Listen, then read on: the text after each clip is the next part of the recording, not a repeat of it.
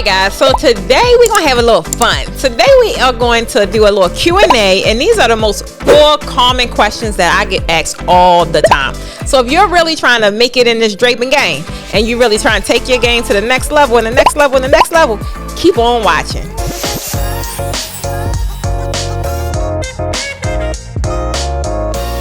Welcome back to another episode of Raising the Bar, the only podcast that cuts through the fluff and drapes the truth about the event draping biz. This is your girl, Precious Stevens, the one and only Draping Queen, and I'm here to rip the velvet off of the industry. Here at the Posh Academy, we're not about the sugar-coated, baby. We drop knowledge bombs, sharing the secrets, the struggles, and the stories that you won't hear anywhere else. So buckle up, because we're about to untangle the world of event draping and leave you with skills sharper than a pair of shears. Let's drape it up and dive in. That's a good one. And I get this asked a lot. So for me, I knew it was time for me to go full time when my job got in the way of what I wanted to do. Now, when I first started my business, it was late 2016. I jumped in, didn't really have a clue of what I wanted to do. I just knew I wanted to make events look fabulous, right? And I just wanted enough to make what I was making at work. And back then, that was a little $14 an hour. So I was like, if I could make this for myself, then I'm in the money. And I had no clue, no idea of value, hourly rate, none of that. I just knew if I could make this $38,000 a year on my own terms with my own business, then I would leave. And they say be careful what you ask for, because baby, that came so fast. I had no idea. So I was at work. I launched my business late 2016. I stayed that entire 2017 at work, and it was real gravy. It was good. I was working on my business while I was working at work. Pardon me. Pardon me, any people that I worked with back then, my old bosses, but they knew I was working on my business. And it was fine in the beginning because I was able to do all the things. But then things started to kind of not allow me to work on my business like I was. It's like work became a little more demanding because they was making some organizational changes. And I'm like, hold on, I ain't signed up for this. So I started seeking ways that I could leave.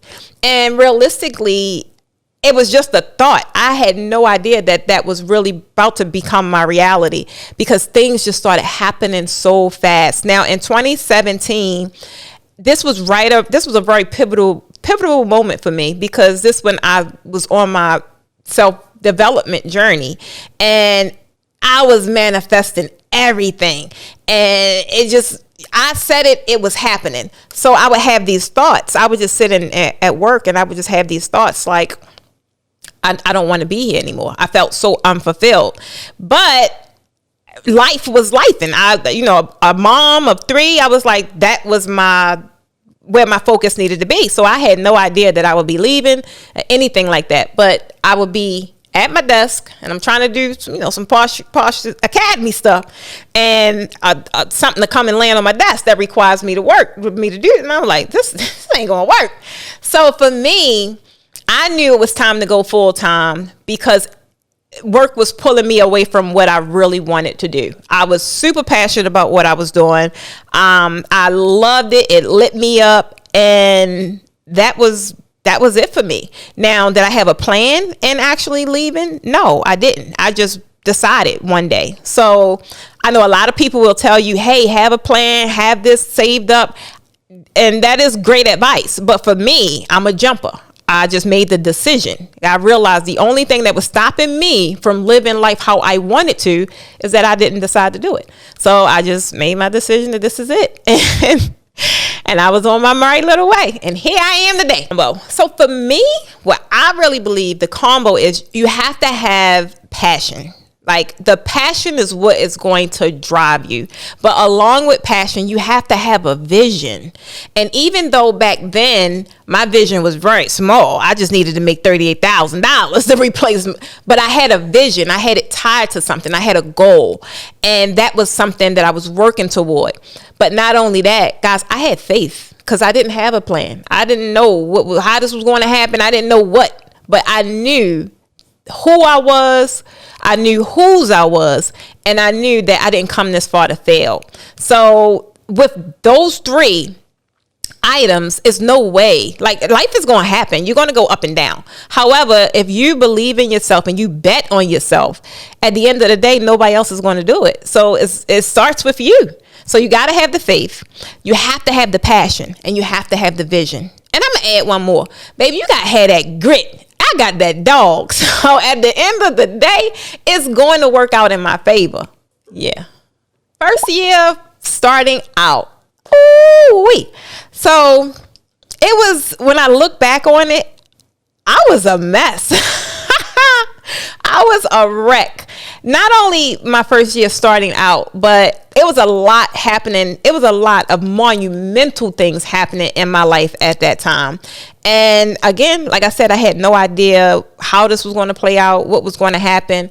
And honestly, my first year was very frustrating because I got in and I had no idea what I was doing. I had no idea what I really wanted to do.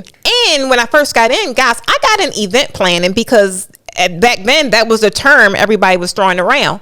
And I got in and found out I don't like event planning. I like designing. So it was very frustrating for me because I was also finding myself. I was 37 years old. So I'm just finding myself, right? You're going through all of these things at the same time.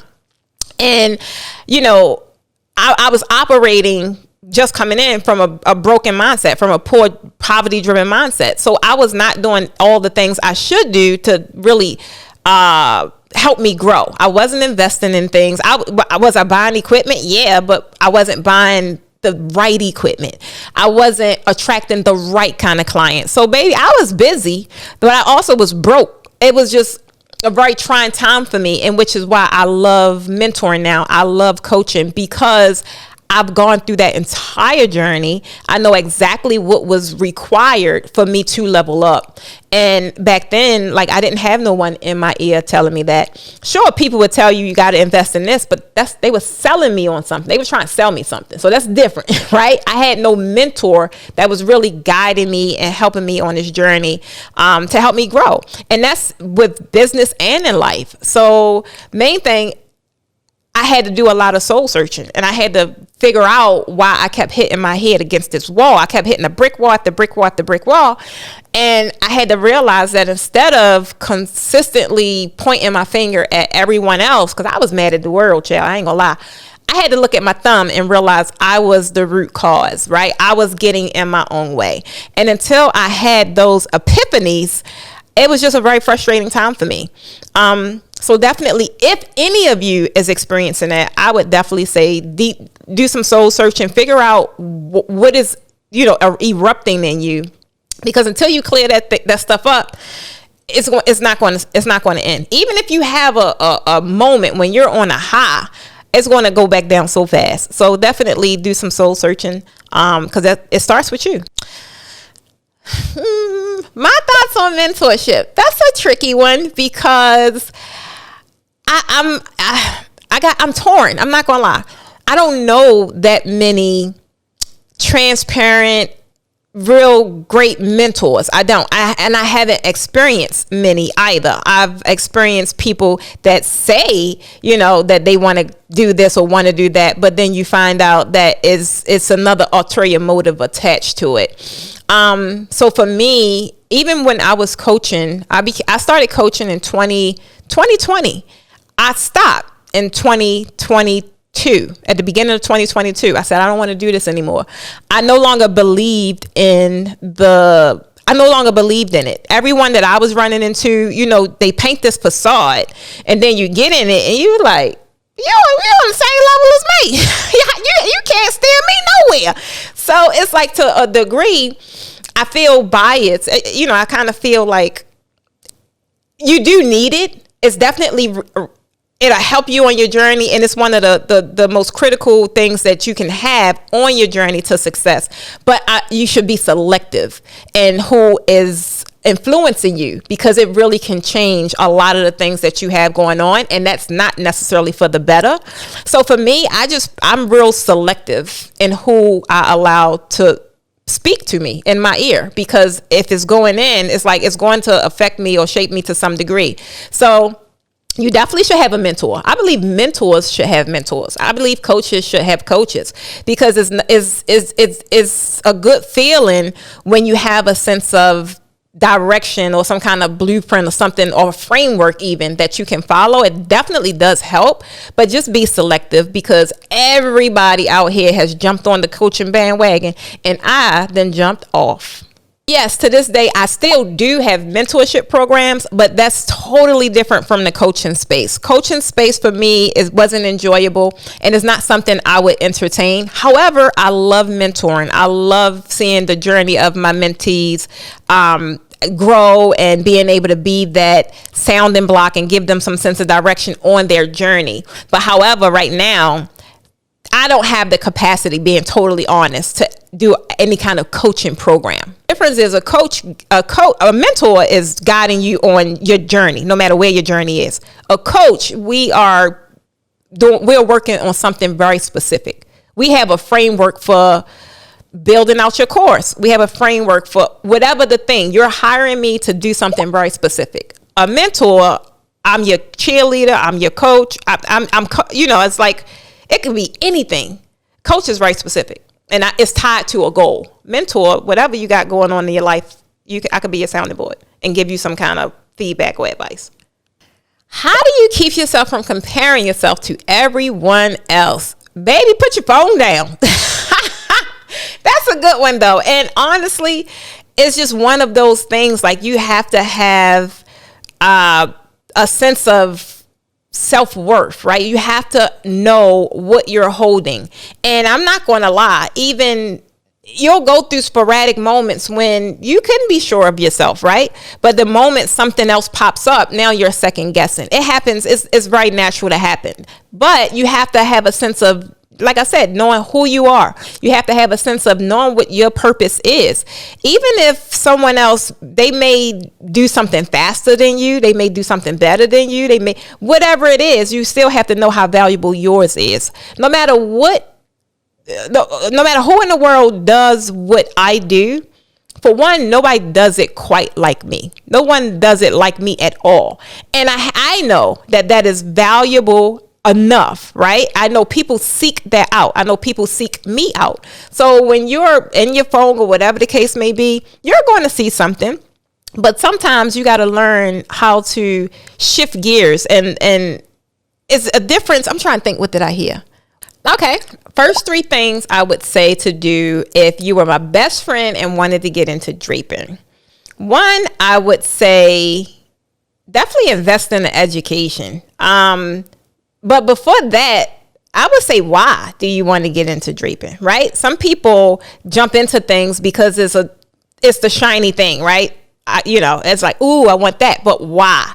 Because even though I didn't jump into draping. I jumped into event design, and I did all the things. I did the balloons. I did the treats. I did everything. But I came to realize that draping was my passion, and I specifically focused only on draping, and I got out everything else, all of the noise. So for me, it took me a while also to realize why was I attracted to draping. And it was rough. The road was rough. So that I had to lean in on the why. Why was I attracted to this thing? Because that's kind of what carried me through. So I would want to know, why do you want to get into it? For one, because that is going to tell me that's the stuff I need to hear. Like, even with my students, like, I always ask them, why you want to get into it? And I light up seeing them light up. So if I could see you light up about it, then that's passion behind that. Like, I could work with anybody that have passion. But some people jump from boat to boat just because it's the hottest thing. So if it's passion that's driving my best friend to want to get into it, then definitely the next thing would be, okay, you need to be laced with the education.